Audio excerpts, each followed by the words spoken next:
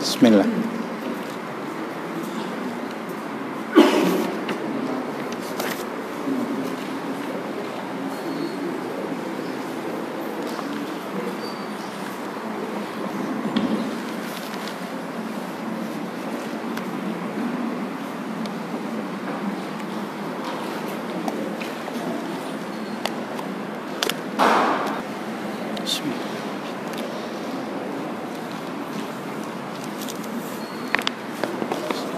Assalamualaikum warahmatullahi wabarakatuh.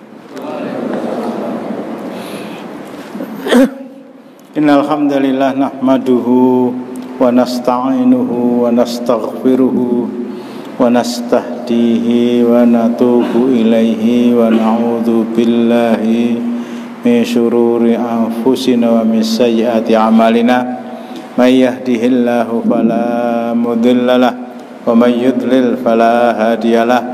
Wa asyhadu an la ilaha illallah wahdahu la syarikalah wa asyhadu anna Muhammadan abduhu wa rasuluh. Allahumma shalli ala Muhammad wa ala alihi wa sahbihi wa man tabi'ahum ajma'in. Amma ba'du. Terakhir kita baca halaman 593.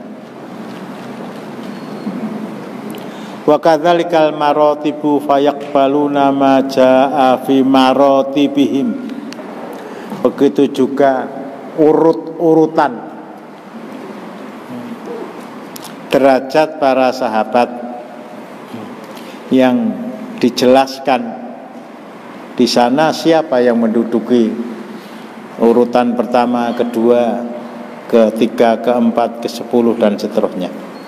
Wal khulafa'ur rasyidun, para khulafa'ur rasyidun Abu Bakar, Umar, Utsman, Ali radhiyallahu anhum humul qimmah. Mereka adalah puncak dari para sahabat Rasulullah yang menduduki derajat paling tinggi di sisi Allah.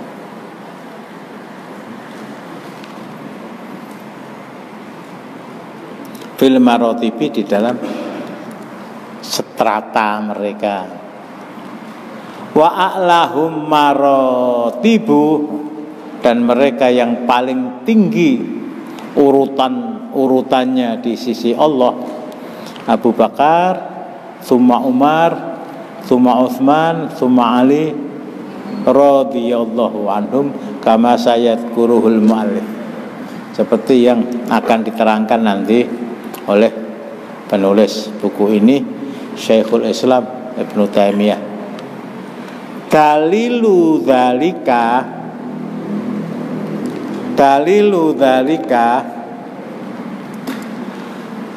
qauluhu ta'ala la yastawi minkum man afaqa min qablil fathi wa qatala ulaika a'dhamu darajatan minal ladzina afaqu min ba'du wa qatalu wa kullu wa'adallahu al-husna.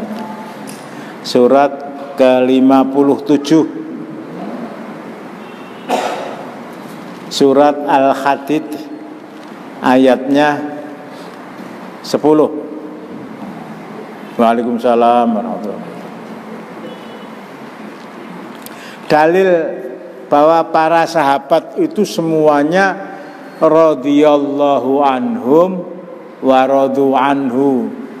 Allah ridha kepada mereka, mereka ridha kepada Allah. Tetapi keberadaan mereka oleh Allah Subhanahu wa taala tidak digeneralisasi, tidak digebiah semuanya sahabat Muhammad, semuanya hamba-hambaku yang aku ridho kepada mereka, mereka ridho kepada saya, nilai mereka sama di depan saya. Tidak. Ayat ini menerangkan paling tidak ada dua kelompok. Yang satu kelompok lebih tinggi nilainya dibanding dengan kelompok yang lain. La yastawi, la tidak yastawi, sama. Minkum, di antara kalian, maksudnya para sahabat, tidak sama di antara kalian. Waalaikumsalam warahmatullahi wabarakatuh. Waalaikumsalam. Tidak sama di antara kalian. Man, siapa? Maksudnya sahabat. Afaqo, yang menafkahkan hartanya. Min qablil fathi, setelah hari Fatah. Nanti ada keterangannya, bisa jadi Fathu Makkah, berdaing negara Makkah tahun 8 Hijrah. Bisa jadi ketika terjadi Sulhul Hudaybiyah. Tapi yang dipilih oleh penulis ini yang nomor 2, yaitu perjanjian Hudaybiyah. Nanti saya jelaskan sedikit. Tidak sama di antara kalian para sahabat, meskipun kedua-duanya, kedua kelompok itu adalah orang-orang yang diridhoi oleh Allah. Tetapi man afaqo, para sahabat yang menafkahkan harta mereka min qablil fathi, sebelum Fatah, sebelum perjanjian Hudaybiyah, wa qatala, dan ikut maju ke medan perang. Saya harus ingatkan 114 sampai 124 ribu sahabat Rasulullah yang semuanya laki-laki. Jadi belum dihitung istri dan anak-anak mereka, budak-budak mereka. Mereka yang jumlahnya sekitar 114 sampai 124 ribu itu semuanya muqatil, semuanya militer, semuanya Hizbullah, Jundullah, tentara Allah. Semuanya abnaul khurub, generasi perang. Sehingga diterangkan di sini, saya ulangi, tidak sama di antara kalian wahai sahabat Muhammad, di antara orang yang menafkahkan hartanya sebelum Fathu, perjanjian Hudaybiyah, wa qatala, dan maju ke medan perang. Ada perang Badar, ada perang Uhud, ada perang Khandaq, ada perang Khaybar. Saya harus ingatkan ya, Rasulullah haji itu seusia beliau, seumur hidup beliau cuma sekali. Umrah cuma 2 kali. Tetapi memimpin langsung tentara beliau ke medan perang, waalaikumsalam, dengan resiko dibunuh atau membunuh musuh, itu 27 kali. Waalaikumsalam. Bukan saya menafikan bahwa haji itu tidak mabrur, tidak. Tapi jangan cepat-cepat puas. Syahadat wis, salat wis, zakat wis, haji wis.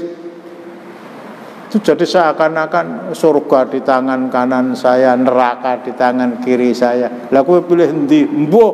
Salahane. Enggak. Jangan sampai ada perasaan puas pada diri kita kalau kita sudah melakukan sesuatu yang sesuatu itu merupakan perintah Allah dan Rasulnya. Jangan sampai. Sampai ada salah seorang ulama salaf itu mengatakan, lebih baik bar ngisa aku terus turu blek sek tangi-tangi jam berapa itu? Jam 0.37 mendengar azan subuh, ambil air wudhu, sholat 2 rakaat, pergi ke masjid. Saya lebih senang itu daripada saya bangun malam kemudian saya mempunyai perasaan bahwa hari ini saya mempunyai nilai tambah untuk iman saya. Apalagi menganggap orang lain paling dola tahu tahajud tekone we telat. Jangan sampai. Saya ulangi ya, tidak sama. Satu kelompok yang menafkahkan hartanya sebelum Sulhul Hudaybiyah tahun ke-6 Hijriah. Abu Bakar menafkahkan hartanya untuk membebaskan para budak, ada Bilal di antaranya, Umar ibn Khattab dan lain-lain. Ulaika, mereka yang menafkahkan harta mereka, mereka yang menafkahkan harta mereka dan senantiasa mengikuti perang bersama Rasulullah, a'dhamu darajatan, derajatnya lebih agung,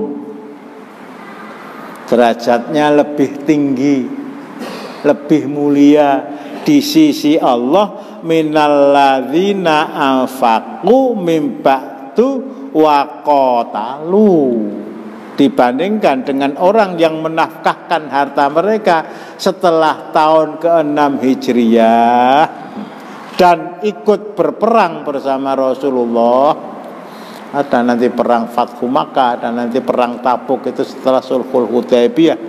Tetapi meskipun antara dua kelompok yang dibatasi oleh tahun ke-6 Hijriah Sulhul Hudaybiyah itu berbeda, Allah menutup ayat ini dengan firman-Nya, wa qul law wa'adallahul husna, masing-masing kepada kelompok pertama, kepada kelompok kedua Allah menjanjikan kebaikan untuk mereka. Kabeh masuk jannah, selamat dari nar.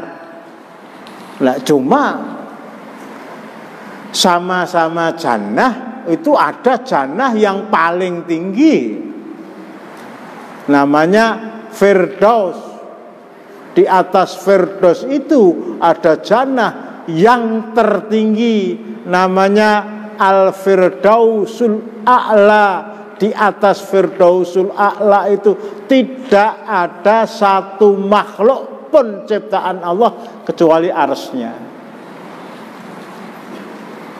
Kecuali arsy-Nya.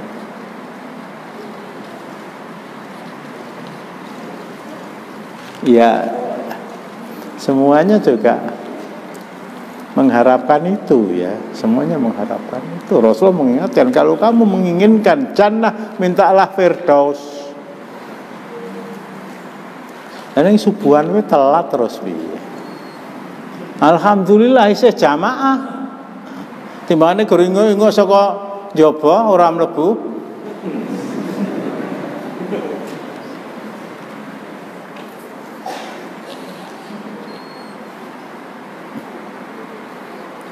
Di mana-mana saya terangkan, cuma di sini belum ya. Saya singgung sedikit saja. Umar ibn Khattab yang menduduki urutan kedua, nggak kalah. Umar kok beda Prabowo, nggak kalah. Menjadi orang yang menduduki urutan kedua setelah Abu Bakar. Jadi orang pertama paling mulia di sisi Allah setelah para nabi itu Abu Bakar. Setelah Abu Bakar Umar ibn Khattab, tadi Utsman dan Ali radhiyallahu anhu. Jadi seandainya Umar ibn Khattab itu umpamane kebiaran, orang jarak loh. Alah, urung 10 menit wis ngantuk. Aku nyawang rono loh.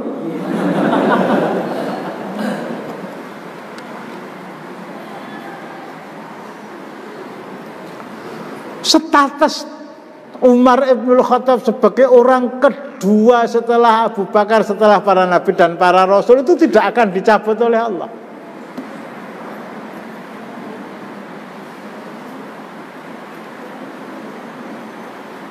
Sabda Rasulullah kepada Umar Ibnul Khattab, antal Faruq, antal Faruq, antal Faruq, engkau Umar orang yang bisa membedakan secara hitam putih mana yang hak, mana yang benar. Orang yang bisa membedakan secara definitif mana yang hak, mana yang benar, itu Umar. Jadi seandainya suatu ketika Umar Ibnul Khattab itu terlambat sholat subuh, bukan 1 rakaat apalagi 2 rakaat, Rasulullah Sallallahu Alaihi Wasallam sudah membaca ihdinas siratal mustaqim. Umar Ibnul Khattab masuk, Allahu Akbar. Ya tidak terlambat, kecuali kata MTA. Nah, aku ngandani orang nyebar hoax. Itu tidak akan berkurang nilai dia. Tapi suatu ketika di mana-mana sudah saya terangkan, Umar Ibnul Khattab itu menengok, bismillah, kebun kurmanya yang ada di sebelah utara kota Madinah. Masya Allah ya, kesengsem kata orang Jawa, terpesona, terpikau dengan pohonnya yang subur, buahnya yang sudah siap dipetik, ranum rutoban janiyah. Kalkulasi di dalam benak mulai berhitung, satu jenjang itu janjang ya, itu janjang itu sekian kilo sak kilo, lo semene sak uwit mongko 30 janjang kali 100 pohon. Kontrol satu persatu. Alhamdulillah, ini karunia Allah. Alhamdulillah, ora dipangan wereng, ora ning wereng mangan kurma. Sampai akhirnya setelah puas mengontrol kebunnya tadi, bismillah saya kembali pulang. Tetapi lebih baik saya langsung menuju Masjid Nabawi, paling 5 menit, 10 menit juga sudah saya dengarkan azan, daripada 10 menit di rumah kemudian ke masjid. Lebih baik saya langsung di sana, mlebu nang masjid, terus ngobrol neng kono. Itu nek jamaah malam Selasa Masjid Taqwa. Malam Selasa gasal, kalau gendam yang masuk ke masjid, tahiyatul masjid, duduk, baca la ilaha illallah, baca istighfar, sejiwi-jiwitan karo kancane, moko calana. Itu Masjid Taqwa di sana loh, Washington DC sana, bukan di Jalan Ronggowongso bukan. Nyindir enggak, nabrak. Balenono sok tak ketak.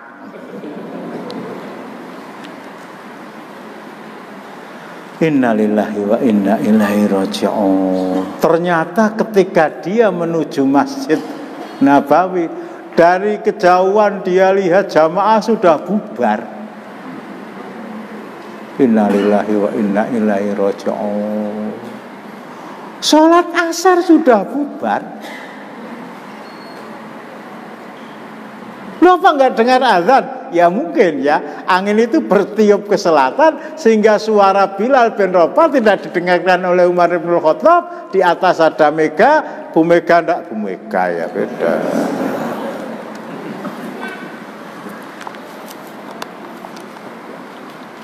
Sehingga matahari tidak tampak, bayang-bayang sesuatu juga tidak tampak, azan juga tidak dia dengarkan. Tetapi karena terpikau dengan kebun kurmanya tadi. Innalillahi wa inna ilaihi raji'un. Jebul salat asar wis bubar.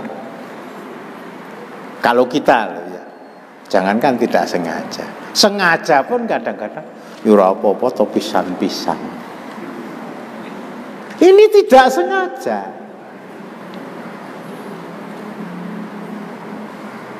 Ini tidak sengaja. Kembali. Yang merintahkan Umar ya. Orang datang berbondong-bondong mengelilingi Umar bin Khattab. Lho kok kolor? Kok ora metu saka masjid? Ngopo kuwi? Enggak sengaja. Demo jamaah zuhur terlambat. Demo jamaah asar disengaja untuk tidak dilaksanakan. Engko dilakoni ditindakke ning dalan. Ganggu kendaraan lewat. Jagong. Jamaah zuhur di masjid itu libur. Loh, sudah jam 11.40 padahal zuhurnya itu pukul 11.25. Niki kok dok mboten teng masjid isih tutup enten apa? Jagong. Sing adzan nggih jagong. Imame nggih jagong. Jamaah nggih jagong.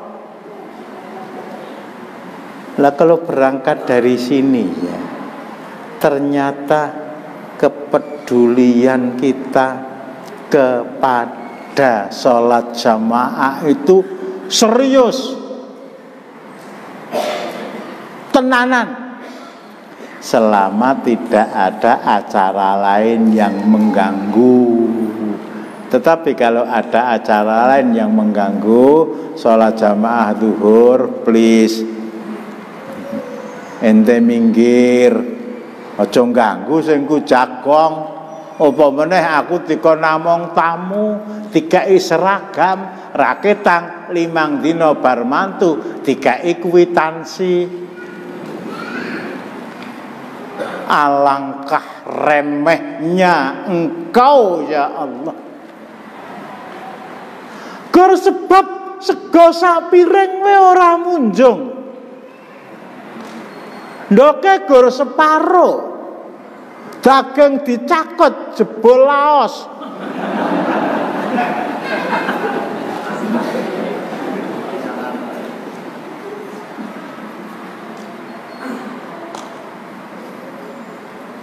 Begitu ramai.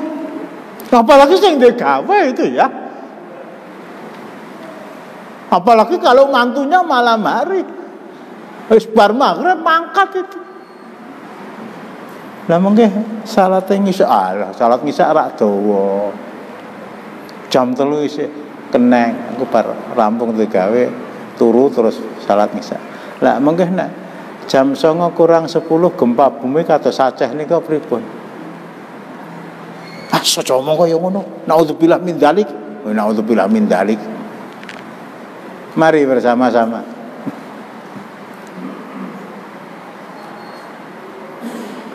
Kok Allah senantiasa, tidak senantiasa, sering-sering mengecelekkan kita. Percaya nomor 4 menang. Nomor 4 apa nomor pira? Nomor pira? Kemarin itu loh 17 April itu loh. Ada calon nomor 4 enggak? Oh percaya. Oh jebul mak pletis. Apa? Yang lain masalah. Oh ternyata secara tidak sadar ya. Secara tidak sadar perintah sholat yang diberikan Allah kepada Rasulullah sallallahu alaihi wasallam, subhanalladzi asra bi 'abdihi lailam minal masjidil harami ilal masjidil aqsa alladzi barakna haulahu linuriyahu min ayatina. Satu-satunya perintah Allah kepada Rasulullah, yang perintah tadi harus sampaikan kepada orang Islam, yang diperintahkan dengan jalan Isra dari Makkah ke Masjidil Aqsa, dari Masjidil Haram ke Masjidil Aqsa, kemudian naik ke Sidratul Muntaha dalam waktu 1 malam. Siam enggak, zakat enggak, haji enggak. Begitu dipenke oleh Allah Subhanahu wa taala. Sampai di tempat ternyata gur sebab mantu masjid ditutup, gur sebab nonton bal-balan yang masjid subuhane ditinggal, gur sebab dan seterusnya. Ini Umar ibnul Khattab. Kembali. Isma'u wa'u, isyhadu, dengarkan. Besok pagi kebun saya sak pohon kurmanya, sak buahnya. Bukan buahnya saya panen kemudian pohon dan kebunnya saya jual, enggak. Pohon, kebun dan buahnya yang sudah ranum, yang sudah siap panen, besok pagi saya jual.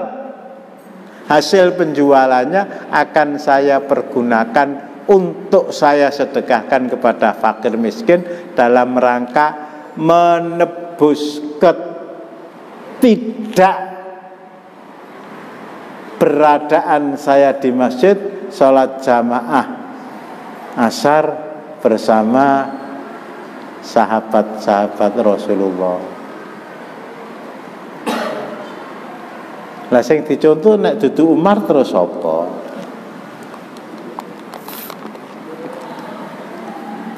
Nanti akan diperintahkan. Ashabi kan nujum. Ini tataitum iktataitum. Sahabat-sahabatku laksana bintang gemintang di langit.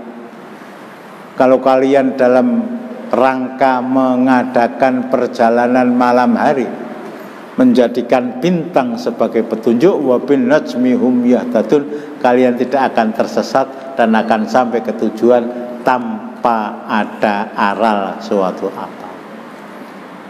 Ini contoh Umar ibnul Khattab. Apa cukup? Enggak cukup. Mengapa yang dipergunakan untuk nebus sholat jamaahnya itu kekayaan Umar ibnul Khattab yang paling besar itu? Kalau saya boleh tekankan jangankan kebun kurma, kota Madinah, jangankan kota Madinah, Saudi Arabia, Jazirah Arab, jangankan Jazirah Arab, benua Asia, benua Afrika, benua Eropa, Australia, Amerika, Antartika, itu dipergunakan untuk menebus sholat jamaah asar itu enggak cukup. Ya termasuk zuhur, apalagi subuh, termasuk maghrib dan isya. Logikanya gampang saja. Sudah sering diterangkan di dalam taklim. 2 rakaat sebelum subuh, rakaatil fajri ahabbu ilayya minad dunya wa ma fiha. 2 rakaat sebelum subuh yang dikerjakan setelah azan subuh, dilakukan dengan takbiratul ihram, baca doa istiftah, Fatihah, qul ya ayyuhal kafirun, rukuk, i'tidal, sujud, duduk, sujud, berdiri, Fatihah, qul huwallahu ahad. Cepat kata Ibu Aisyah, 3 menit. Lebih aku cintai daripada dunia seisinya. 2 rakaat sebelum subuh lebih aku cintai daripada dunia seisinya. Artinya kalau Rasulullah diperintah untuk memilih Muhammad, pilihan salah siji, kamu saya izinkan mengerjakan 2 rakaat sebelum subuh, tapi tidak aku beri dunia kecuali dunia yang aku berikan kepada orang lain, sama dengan dunia yang aku berikan pada orang lain. Atau kamu saya izinkan, atau kamu saya beri dunia seisinya, atau di benua Eropa, Afrika, Asia, Australia, Antartika, Amerika, tetapi kamu saya larang untuk mengerjakan 2 rakaat sebelum subuh. Pilih nanti Muhammad. Pilih nanti Muhammad. Kalau kita ya cepat sekali. Pilih dunia seisinya. Kelangan gol pisan eman-eman kan. Ya Allah, saya ngajak kesusu ora karuan. Imam dawane ora karuan. Marang bali wis bubar. Petake salah. 2 rakaat sebelum subuh lebih aku cintai dari dunia seisinya. Mengapa? Huma. Ini sudah didengar berkali-kali, tapi saya berkewajiban untuk mengingatkan, karena setan juga tidak pernah berputus asa untuk menggoda. Sementara kita sedang mendengarkan materi yang bisa menyelamatkan diri dari setan, ora ditakoni mantuk dhewe ngantuk. Lek ngantuk itu aku pinter maca itu. Kelihatannya anak sekolah tuh ya. Nah, iya.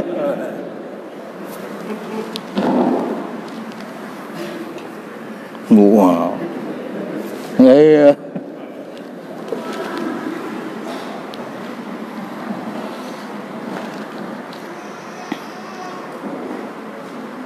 Mengapa? 2 rakaat sebelum subuh itu lebih baik dari dunia seisi. 2 rakaat sebelum subuh, sholat sunat. Padahal setinggi-tinggi nilai sholat sunat, sholat qobliyah subuh tadi, lebih baik dari dunia seisinya. Nilainya tetap berada di bawah keutamaan pahala sholat fardu. Hingga kalau Rasulullah nerangkan 2 rakaat sebelum subuh lebih aku cintai daripada dunia seisinya. Sementara kalau sholat subuh itu dikerjakan secara berjamaah di masjid loh ya, dimulai dengan azan dan iqamah loh ya. Bukan berarti kabeh wis rampung terus neng wong loro, yo sampean kamat aku sebut, bukan itu. Kalau 2 rakaat sebelum subuh sudah seperti itu, sholat subuhnya nilainya lebih tinggi daripada orang sholat malam semalam suntuk.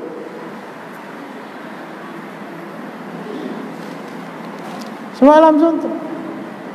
Jadi kalau ukuran sekarang pukul 18.46 masuk waktu Isya, adzan, kemudian qobliyah Isya, ya pukul 19.30 sampai jam 4 orang nganggo mandek. Ini Umar bin Khattab. Bukan merasa puas dengan tebusannya. Ning sing tak duwai ya gur kuwi lah begitu. Mari kita berusaha agar Allah mencatat kita, terutama kepada yang di depan ya, di rumah itu lo sholat di rumah lebih baik. La tamna'u ma Allah masajidallah wa khairu sholatihin fi buyutihin. Jangan kalian larang kaum wanita, istri-istri kamu, anak-anak gadis kamu yang sudah dewasa, kalau mereka mengerjakan sholat di rumah, di masjid. Tetapi sholat mereka di rumah mereka masing-masing itu lebih utama daripada sholat di masjid. Kembali surat Al-Hadid ayat 10. Ada 2 kelompok besar sahabat Rasulullah. Yang satu Islam sebelum Sulhul Hudaybiyah, yang kedua Islam setelah tahun ke-6 Hijriah. Falladzina afaqu. Kita balik. Falladzina afaqu wa qatalu qabla sulhil Hudaybiyah afdalu minal ladzina afaqu mim ba'du wa qatalu wa kana sulhul Hudaybiyati fis sannatis sadisati minal hijrati fi dzil qa'dati falladzina aslamu qabla dzalika wa anfaqu wa qatalu afdalu. Falladzina aslamu qabla dzalika wa anfaqu wa qatalu afdalu minal ladzina anfaqu min ba'du wa qatalu. Falladzina Maka orang-orang yang para sahabat Rasulullah anfaqu menafkahkan harta mereka, waqatalu dan maju ke medan perang. Bukan berjuang. Berjuang itu bisa perang, bisa yang lain. Waqatalu dan perang qabla sulhil Hudaybiyati, sebelum perjanjian Hudaybiyah. Mereka adalah afdalu, lebih afdal. Bahasa Indonesianya sudah bisa difahami. Afdal minalladzina, dibandingkan dengan orang-orang yang, min dari alladzina, orang-orang yang afaku menafkahkan harta mereka, mimba'du setelah perjanjian Hudaybiyah, waqatalu dan ikut maju ke medan perang. Wakana dan adalah sulhul Hudaybiyah, perjanjian Hudaybiyah, fis sanatis satisah, pada tahun ke-6 Hijriah. Fis sanatis satisati minal hijrati, tahun ke-6 Hijrah. Fi Dzulqa'dah, di bulan Dzulqa'dah, setelah Syawal, sebelum Dzulhijjah. Wong Jawa ngarani Dzulqa'dah. Falladzina aslamu, falladzina, maka orang-orang yang aslamu, telah masuk Islam, qabla dzalika, sebelum itu, wa'afaqu dan menafkahkan harta mereka, waqatalu dan ikut berperang bersama Rasulullah, afdalu, lebih afdal, minalladzina, dibandingkan dengan orang-orang yang afaku menafkahkan hartanya, mimba'du setelah perjanjian Hudaybiyah, waqatalu dan ikut ke medan perang. Jadi sedikit saya singgung ya. Tahun ke-6 Hijriah, Rasulullah bersama 1.400 sahabat beliau, terdiri dari Muhajirin dan Ansor. Nanti bisa dibaca di dalam kelengkapan tarikh Nabi Muhammad SAW, tulisan Kiai Haji Munawar Khalil.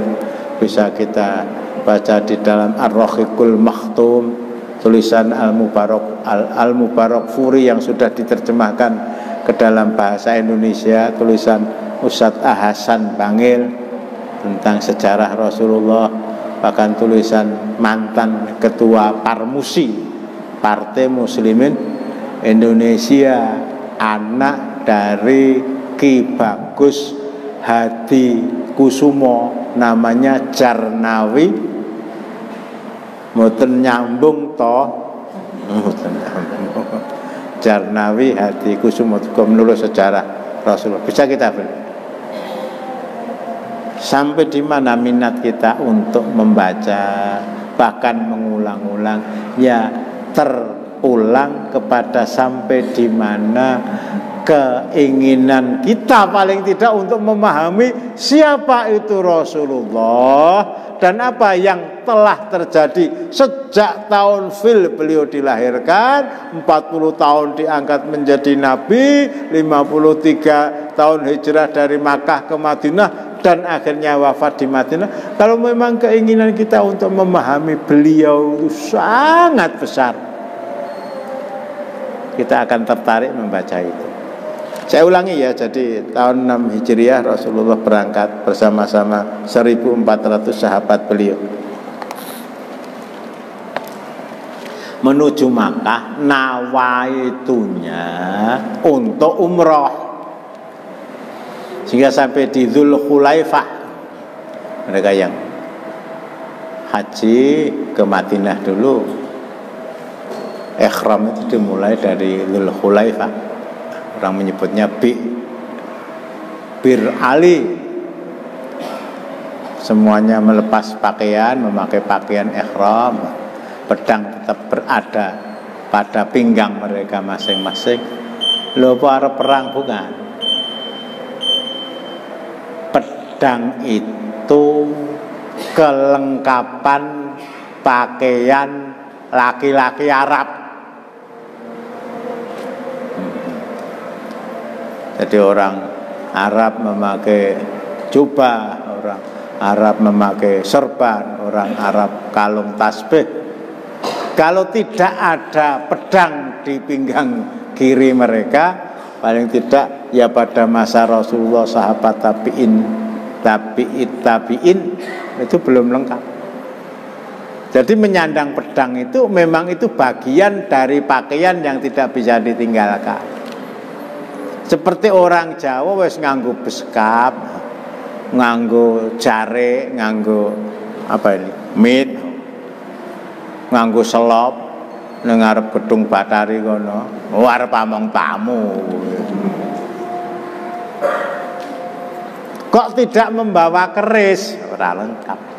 Kok mburine nang AK-47 lho wong edan iki mesti.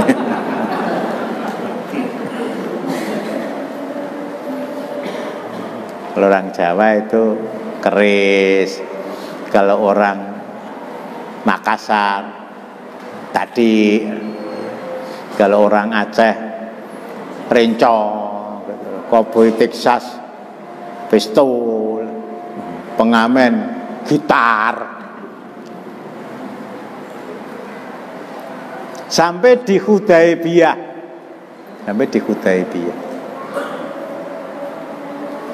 itu pertigaan ya, pertigaan. Kalau ke barat sampai Jeddah, kalau ke timur sampai Makkah, kalau ke barat laut ke utara sampai Madinah, Jadi dari Jeddah kira-kira 30 kilo itu ada jalan ke utara menuju Madinah. Ini Hudaibiyah. Maaf ya, beliau-beliau yang pernah diberi karunia oleh Allah untuk melaksanakan haji plus. Kalau haji reguler itu memang tidak ada acara ke sana, nggak ada ya. Ke Arafah, ke Mina, dan seterusnya, naik ke Jabal Rahmah. Tapi ada ke Hudaibiyah. Saya pernah diberi kesempatan untuk itu, ya Allah. Jadi bangunannya masih diabadikan meskipun suasananya ya sudah rusak, sudah 1400 tahun yang lalu. Di Hudaibiyah inilah Rasulullah memerintahkan kepada Umar ibnul Khattab ke timur, datangi penduduk Makkah, beritahu mereka, bukan minta izin. Demo kok tidak izin, cukup memberitahu. Beritahu mereka penduduk Makkah. Makkah ini taruhlah ya kota internasional.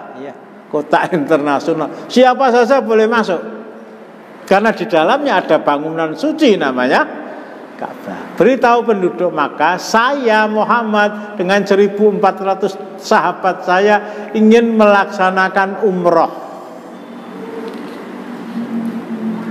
Beritahu mereka. Artinya memberitahu itu bukan harus memberitahu, tapi supaya mereka tidak kaget saja. Mereka mendirikan tenda di sana. Umar ibnul Khattab bukan tidak mau, tetapi Rasulullah ini masuk ke kota Makkah itu kalau sekarang masuk kandang macan. Justru yang diberi tugas oleh Rasulullah Sallallahu Alaihi Wasallam bukan orang lain, tetapi mertua beliau. Berangkat, beritahu mereka, Rasulullah, bukan saya menolak perintah Rasulullah, tetapi kalau saya harus berdiplomasi,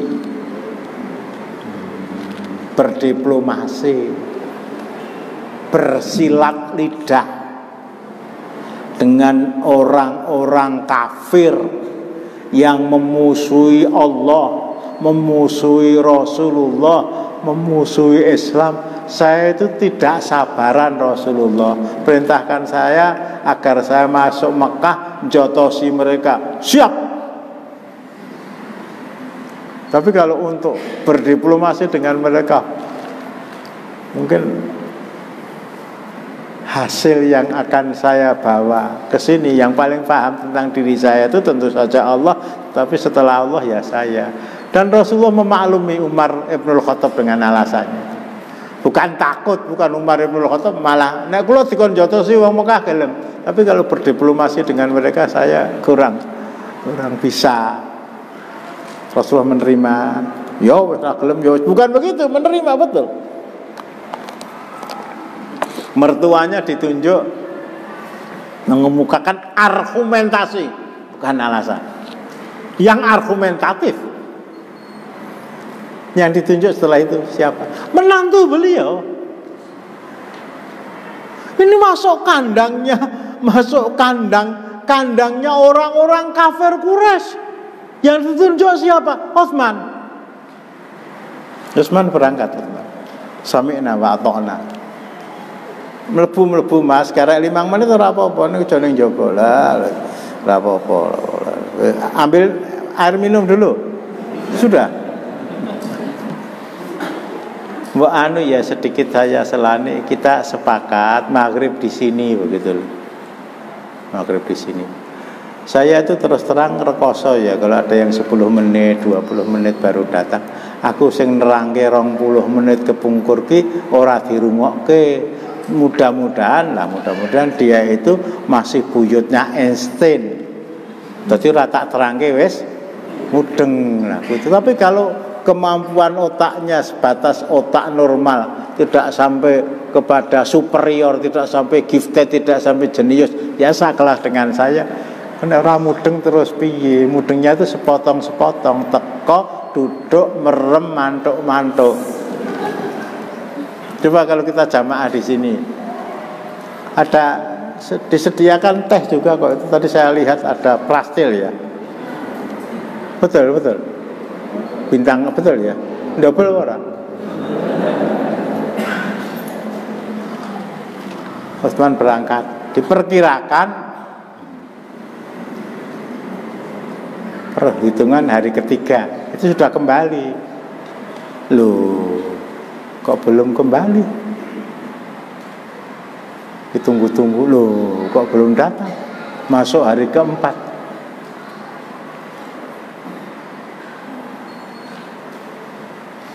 Ada berita burung, bukan berita burung ya, salah seorang di antara sahabat itu keluar sebelum ditutup pengajiannya.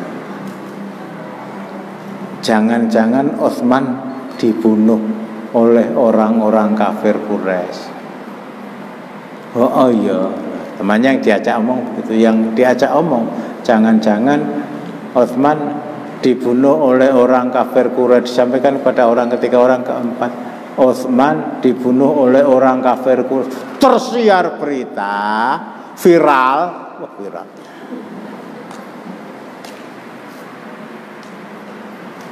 Di kalangan 1.400 sahabat, Utsman bin Affan dibunuh oleh mereka.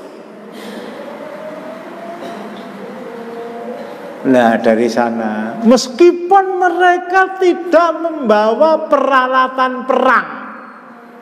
Perang itu bukan kayak Joko Tingkir Maeso Jenar dodone ngeligo, enggak. Pakai baju perang, pakai helm perang, pakai senjatanya bukan hanya pedang, ada panah, ada tombak, ada bacanya. Mereka sepakat di hadapan Rasulullah bersumpah setia di bawah sebuah pohon yang namanya pohon Samurah.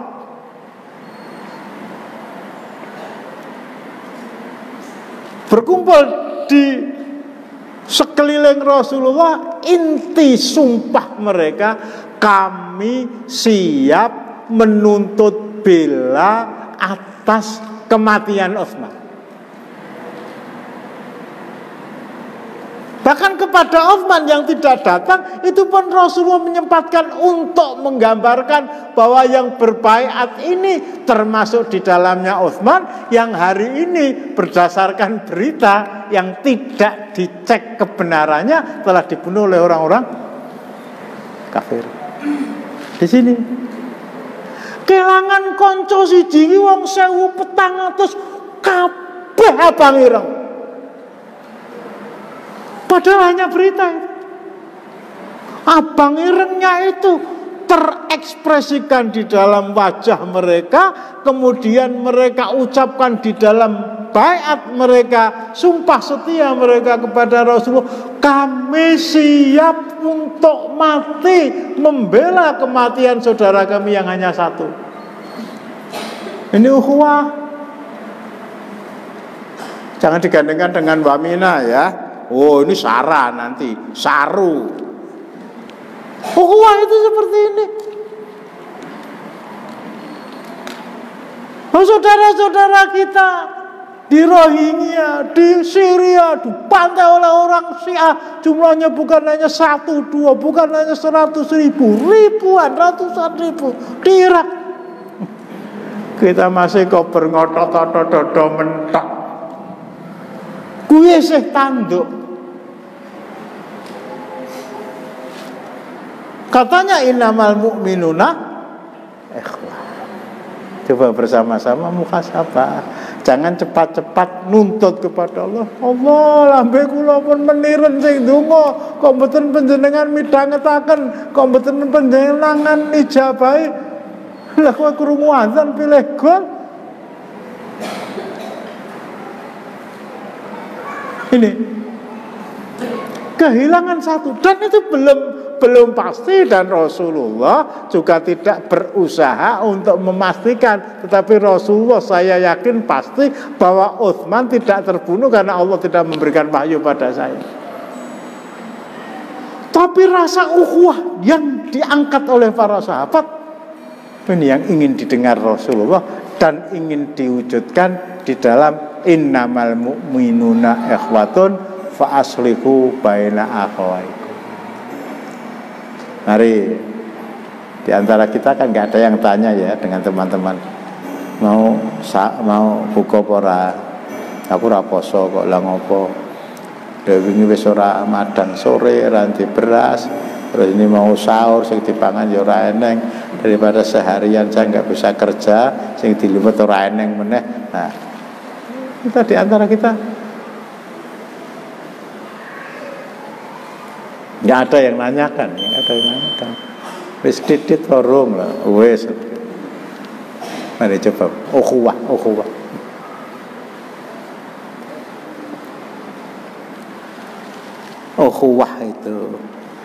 Ukhuwah itu, kalau orang-orang sufi mengatakan yang paling kelas PAUD, ukhuwah yang paling kelas PAUD, artinya paling rendah itu salamatus sodr. Saya dengan Pak Agus tidak ada sedikit pun husnudzon, Pak Agus juga tidak ada sedikit pun husnudzon kepada saya. Bahkan suatu ketika Pak Agus naik motor nyalip saya, wis orang nglurui, terus itu pas aku angop ora tak tutup, bleng umpamanya. Oh, Pak Agus gak paham, gak tahu. Salamatus sodr itu ukhuwah yang paling rendah. Ukhuwah yang paling rendah. Yang paling tinggi setengah bulan yang akan datang kita angkat. Ya coba, yang paling rendah salamatus sodr. Kancane ketemu ra jawab dilulu, setan lah sambar mledek wae. Lemu muni assalamualaikum burung mesti ditampa, dongamu sambar mledek itu didengarkan oleh Allah, nak dibalekke nyang kowe terus piye? Paling rendah salamatus sodr, paling tinggi itu isar, mendahulukan kepentingan orang lain daripada kepentingan diri sendiri meskipun dirinya membutuhkan. Ini mukaddimah dari perjanjian Hudaybiyah. Rasulullah siap mengorbankan mertua tercinta untuk Islam, Rasulullah siap mengorbankan menantu tercinta untuk Islam, dan tidak mengorbankan orang-orang yang lain. Pertanyaannya nanti bisa dilanjutkan. Kita akhiri dengan doa kafarah majelis. Subhanakallahumma wa bihamdika asyhadu an la ilaha illa anta astaghfiruka wa atubu ilaik. Assalamualaikum warahmatullahi wabarakatuh.